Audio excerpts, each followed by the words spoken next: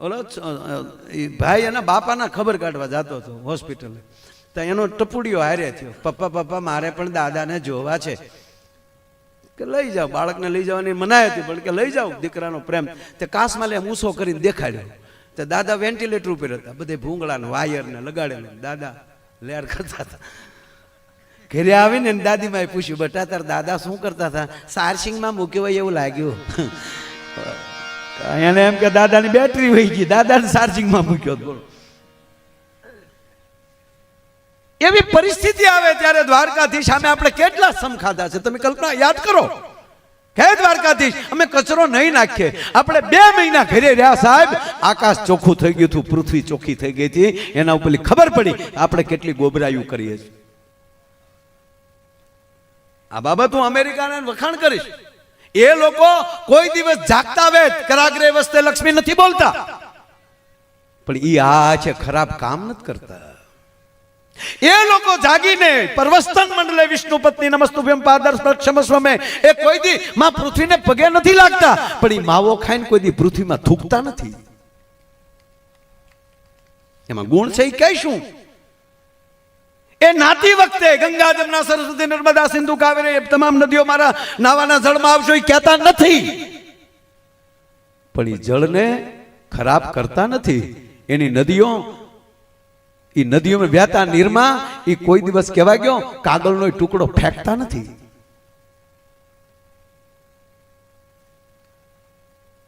અને અહમ વૈશ્વા નરો ભૂત્વા પ્રાણીના દેહમાં સ્મિતમ પ્રાણ, એ જમતી પેલા એ શ્લોક નથી ભરતા, યજ્ઞ શિષ્ટાસીના સંતો મૂર્સંત સર્વ એ નથી બોલતા, પણ કહેવા ગયો એ જેમનું ખાય છે એ થાળીમાં કોઈ દી થૂકતા નથી. એટલે એ 600 વર્ષમાં વિશ્વ સત્તા લઈ શકે.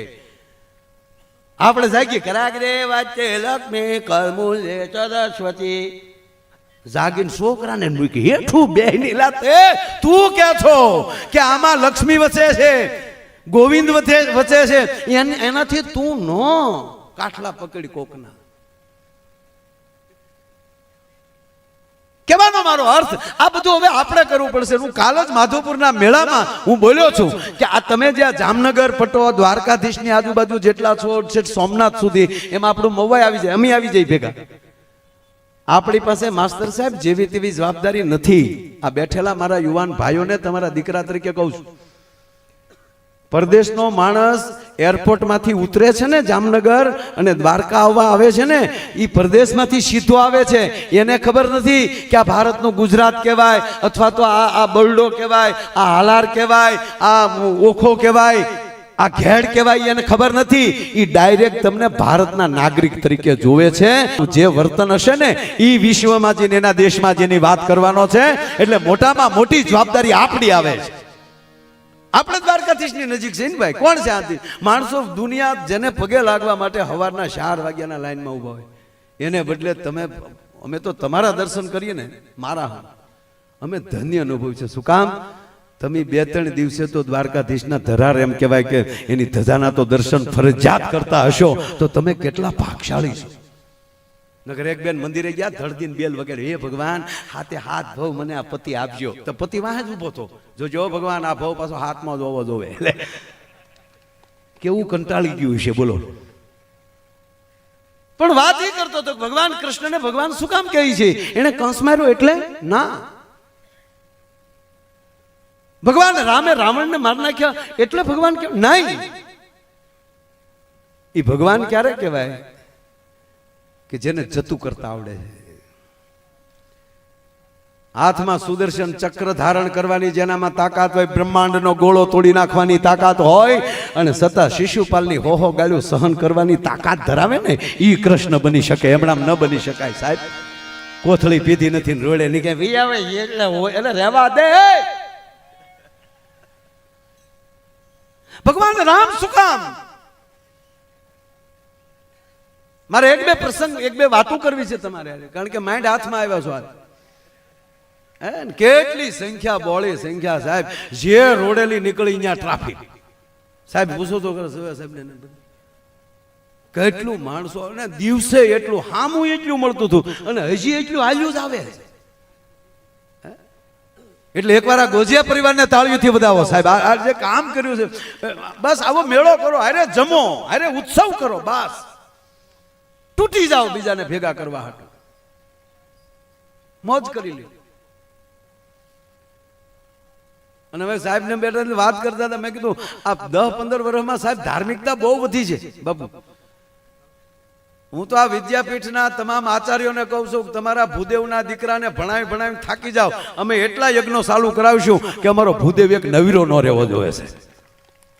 મને બહુ ગમે છે. અને અમે આવા નાના નાના ભૂદેવો, દાદા ઊભા થાવ તો દાદા રૂડો કેવા લાગે તો શાસ્ત્રી દાદા, આમ પાછું આમ ફરો, ઓલી કર ફરો, એ તાળીઓથી વધાવો. આ હાવ નવા નકોર ભૂદેવ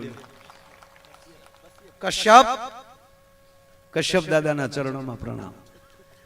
એટલે પગે લાગ્યો, મેં કીધું હાથ તો મૂકો યાર માથા ઉપર. દાદા 1 મિનિટ આવો ના, કશ્યપ દાદા આવો, પછી મારે તમને દાંત કઢાવીને ગોટા વળવી દેવા. પણ દાદા આવો આ બાજુ.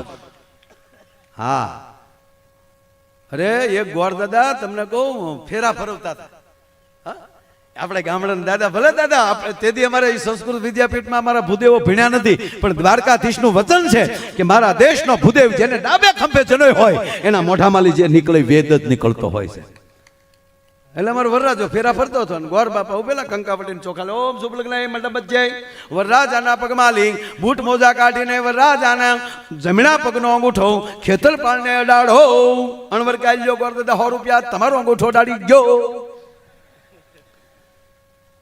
ભલે આમ તો કે હું મૂળુભાઈ બે હાઠુભાઈ છે,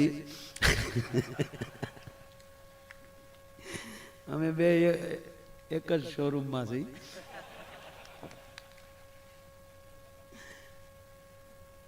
દાદા મને પછી કહેજો, મને ખબર નથી એટલે કહું, આ ખેતરપાળને અંગૂઠો હું કામ અડાડીએ હજી મને ખબર નથી.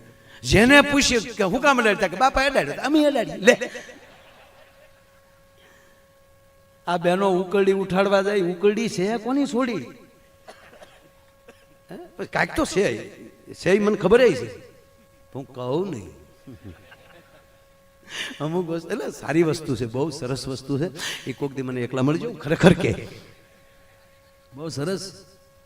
પણ અહીંયા ગોર દાદા ઉભેલા હાથમાં કંકાવટીને ચોખા લઈને, ઓમ શુભ લગ્ન મંડપ જાય. તમારા લગ્નમાં મારો ડાયરો રાખજો. એ તો મેં હમણાં ગોર દાદા હતા ને, મેં કીધું દાદા લગ્ન કરવા ને, કે નહીં હમણાં લગ્ન નહીં કરવા. મેં કીધું મૂછનો દોરો ફૂટે પછી પૂછાય. સમય એને ખબર હોય ને, ત્યારે એને ભણવાની ખબર હોય. એટલે મારે એની પાસે એક શ્લોક બોલાવો.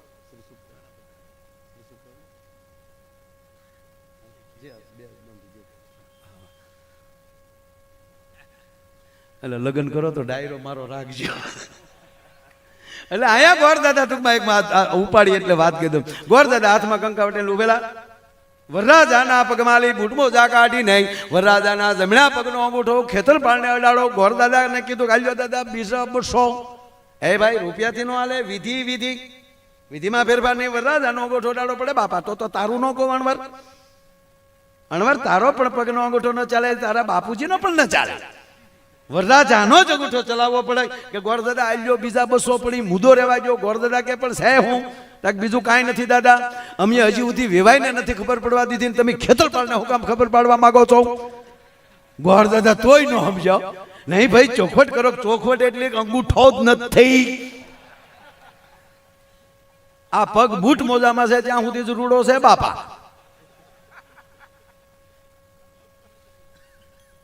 એની ઉપર બહુ મોટી કથા છે. અંગૂઠો હુકામ આપણે કાઢવો પડે છે, બહુ મોટી વાત છે. એમાં અત્યારે નથી જવું, કારણ કે 5 કલાક થાય. એના માટે આપણે એક દી કથા રાખવી પડે. ખેતરપાળને અંગૂઠો છુકામ અડાડીએ છીએ, એની ભવ્ય કથાનું આયોજન વક્તા માયાભાઈ આહિર. આવું કઈ છે નહીં હો, આ તો કહું તમને ખાલી. પણ આ દેશનું ઘરેણું, આ દેશની ગરિમા, આ દેશનો શણગાર, આ દેશનો વેદ, આ દેશના ઉપનિષદ, આ દેશના શાસ્ત્રો, આ દેશની કથાઓ, આ દેશની વાર્તાઓ, આ દેશના દ્રષ્ટાંતો, અને કહેવા ગયો આ દેશના દાંપત્ય જીવનો, એ આ દેશનો શણગાર છે સાહેબ. આ દેશનો શણગાર શું? આ દેશના આ દાંપત્ય જીવન. અને એવા ભૂદેવ અહીંયા બેઠા છે બાળેટા, એને વિનંતી કરું કે એક એવો શ્લોક આ તમે યજ્ઞમાં તો મોજ કરાવો છો, પણ એકવાર આ દાદા બોલે ત્યાં સુધી બધાએ ટટ્ટાર બેસી આંખો બંધ કરી દ્વારકાધીશની મૂર્તિને નજર સામે કેન્દ્રિત કરવાની છે. 1 મિનિટ આવું કરવાનું છે સાહેબ. બધાને મારા કરબદ્ધ પ્રાર્થના, એક સાથે એટલી વ્યક્તિ ધ્યાનમાં બેસી જાય, દ્વારકાધીશને સીતમાં લઈ લે સાહેબ, કેવડી મોટી વસ્તુ બને કલ્પના તો કરો.